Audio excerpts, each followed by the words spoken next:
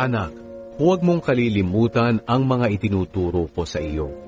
Ingatan mo sa iyong puso ang mga iniuutos ko, sapagkat ito ang magpapahaba at magpapaunlad ng iyong buhay. Manatili kang mapagmahal at matapat. Alalahanin mo itong lagi at itanim sa iyong isipan. Kapag ginawa mo ito, malulugod ang Diyos, pati na ang mga tao.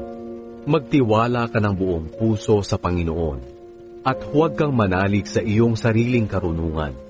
Alalahanin mo ang Panginoon sa lahat ng iyong ginagawa, at ituturo niya sa iyo ang tamang landas.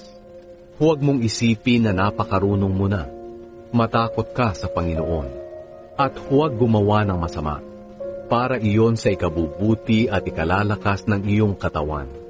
Parangalan mo ang Panginoon sa pamamagitan ng paghandog sa Kanya ng mga unang bunga ng iyong ani. Kapag ginawa mo ito, mapupuno ng ani ang iyong mga bodega, at aapaw ang inumin sa iyong mga sisidlan.